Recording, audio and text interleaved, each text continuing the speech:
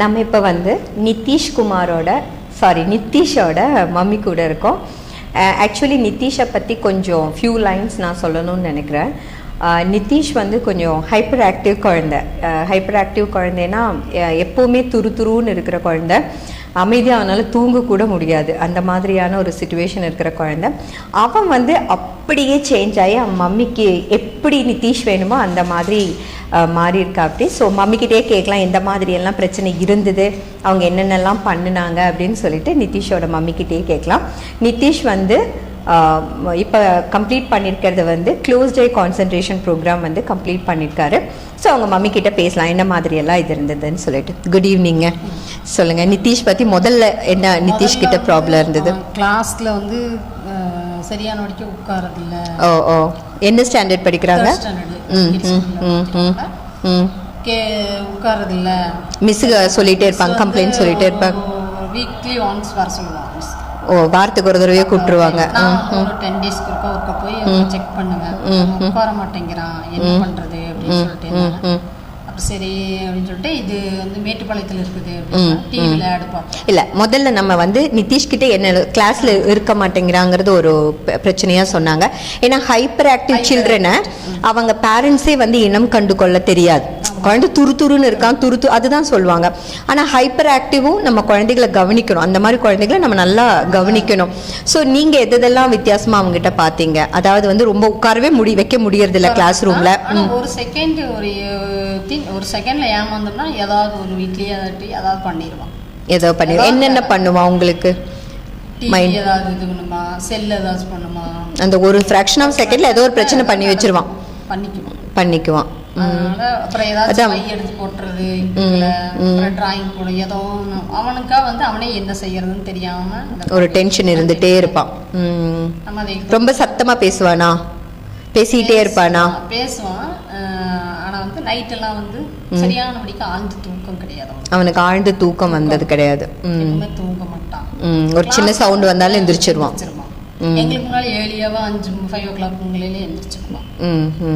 அதனால இவன் என்ன பண்ணனா எங்களுக்கு புரியல. அந்த மேடம் கிட்ட நான் பேசினேன், அந்த ட்ரெயினர் மேடம் கிட்ட பேசினேன். அவங்க சொன்னாங்க ஆக்சுவலி அவங்க நிறைய கோயிலுக்கு போனாங்க, இவனுக்கு சேஞ்சஸ் வரணும்னு சொல்லிட்டு. அப்புறம் டாக்டர் கிட்ட கூட போனீங்க. போயிட்டு வந்தோம்.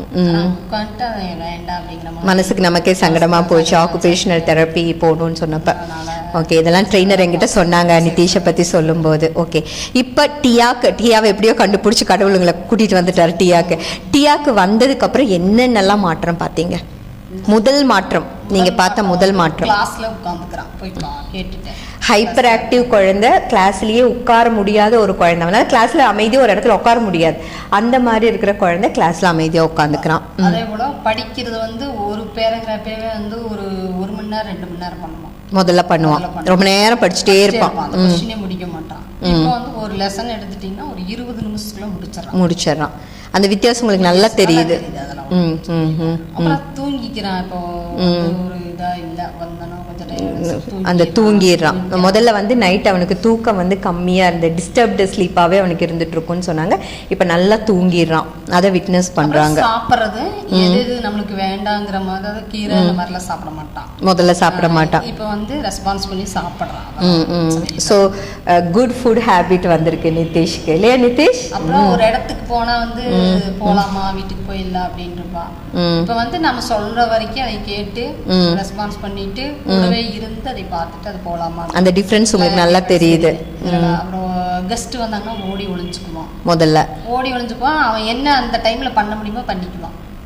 நம்ம அதை வந்து அவங்கள ரிசீவ் பண்ணிட்டு இருக்கிறப்பல இங்கே ஏதாவது ஒரு வேலை பண்ணிடு, ஏதோ உடச்சு வைக்கிறது இல்லைன்னா வந்து ரிசீவ் பண்றான், வாங்க கூப்பிடுறான், வந்து கால் சாப்பிட்டு போங்கன்னு சொல்றான். உங்களுக்கே அந்த பயங்கர மாற்றம் தெரியுது. எல்லாமே எனக்கு வந்து இதுல வந்ததுக்கு அப்புறம் நிறைய சேஞ்சஸ் தெரியுது. Okay okay. கிளாஸ்ல வந்து அமைதியா இருந்து கிளாஸ் கவனிக்க முடியுதுமா? இந்த இடத்துல வியூவர்ஸ்க்கு வந்து ஒரு இது கொடுத்துறேன். அதாவது ஹைப்பர் ஆக்டிவ் சில்ட்ரனை வந்து மெயின்டைன் பண்றது ரொம்ப கஷ்டம். நம்ம நினைப்போம், வெளியிலேருந்து பார்க்கும்போது நினைப்போம் குழந்தை துருன்னு இருக்கான் அப்படின்னு சொல்லிட்டு. அந்த துருவே பார்த்தீங்கன்னா அவனோட டெய்லி லைஃப்ல அவனால் உட்காரவே முடியாத அமைதியான்னு பார்க்கும்போது வந்து ரொம்ப கஷ்டம் பேரண்ட்ஸுக்கு மெயின்டைன் பண்றது. அது வந்து ஹைப்பர் ஆக்டிவ் சில்ட்ரன் நம்ம சொல்கிறோம். ஸோ இவங்க ப்ராப்ளம், நிதிஷோட மம்மியோட ப்ராப்ளம், அது வந்து ரொம்ப கஷ்டம். அதை அவனை வந்து கரெக்ட் பண்ணி கொண்டு போகிறது. கிளாஸ் ரூமில் உட்காரலைன்னா ஸ்கூலில் சேர்த்திப்பாங்களா, முடியாது. அதே மாதிரி வந்து அவனுக்கு நிறைய குட் ஃபுட் ஹேபிட்ஸ் இப்போ டியாவில் வந்ததுக்கப்புறம் வந்திருக்கு. நல்லா தூங்குறான்னு சொல்கிறாங்க, சீக்கிரமாக படித்து முடிச்சிடறான். முதல்ல எல்லாம் 1 hour 2 hours படிக்க வேண்டிய விஷயத்தை இப்போ 20 minutes படிக்கிறான் அப்படிங்கிற மாதிரி சொல்லியிருக்காங்க. ஹாஸ்பிட்டாலிட்டி நல்லா வந்திருக்கு நிதிஷுக்கு. சமத்து பையனாக ஆயிருக்கு. அப்படி வேற நீங்கள் மறந்து போனது ஏதாவது, வேறு ஏதாவது மாற்றங்கள்? ஃபங்க்ஷனுக்குலாம் போனோம்னா சரியானபடிக்கு சாப்பிட மாட்டான், அதில் இது பண்ண மாட்டான். யாரும் எங்காச்சும் விளையாடுறது தான் போய் ஆர்வமாக இருப்பான் இல்லையா, அதில் ஏறியே இது பண்ணுறது, இதில் ஏறுறது, உடம்புறையில் டெஸ்ட்டுகள் எல்லாம் வந்து ரிசீவ் பண்ண மாட்டான். அதெல்லாம் இப்போ கொஞ்சம் மாறி இருக்கு. ஓகே, இப்போ நீங்கள் எந்த அளவுக்கு ஹாப்பியாக இருக்கீங்க? ஏன்னா உங்களுக்கு பெரிய ஒரு மாற்றத்தை டியா கொடுத்துருக்கு. ஸோ எந்த அளவுக்கு எனக்கு ஒரு சந்தோஷம்தான். இல்லை, அந்த ட்ரெயினர் எனக்கு ஃபோன் பண்ணி சொன்னப்போ எனக்கு அது அப்படி தான் சொன்னாங்க. எனக்கு அந்த மிஸ் கிட்ட வாரத்தில் ஒன்ஸாக போயிட்டு வந்து அவங்க கவுன்சிலிங் ஒரு வாரம் என்ன பண்றான் அப்படின்னு போய் அவங்க கிட்ட சொல்லிடுவேன், ஷேர் பண்ணிடுவேன். பண்ணாம என்னால இருக்க முடியாது. இல்லை, ஆக்சுவலி நிதிஷை பற்றி அவங்க எனக்கு டீட்டெயிலாக சொன்னாங்க. மேம், பயங்கர சேஞ்சஸ் இருக்கிற ஒரு குழந்தை, அவங்க பேரண்ட்ஸ் அவ்வளோ ஹாப்பி. ஏன்னு கேட்டிங்கன்னா அவனுக்காக நான் அவங்க கோயிலாக போயிருக்காங்க, டாக்டர் கிட்ட எல்லாம் போயிருக்காங்க. ஏன்னா இந்த ஹைப்பர் ஆக்டிவ் ரொம்ப பிரச்சனைங்க. ஏன்னா பேரண்ட்ஸுக்கு அதை கண்டுபிடிக்கவே தெரியாது. வேற ஏதாவது சேர்த்திருங்கிற மாதிரி மனசை விட்டுட்டேன். அது ஹைப்பர் ஆக்டிவ். ஏன்னா 40 பேர் இருக்கிற கிளாஸ்ல இவன் ரொம்ப இது பண்ணிட்டு இருக்கும்போது மற்ற குழந்தைகளுக்கு அவங்கள சொல்லி பிரயோஜனம் இல்லை.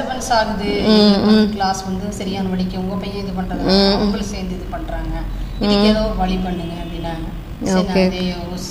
கரெக்டான நேரத்துல டியா வந்து கிடைச்சிருக்கு.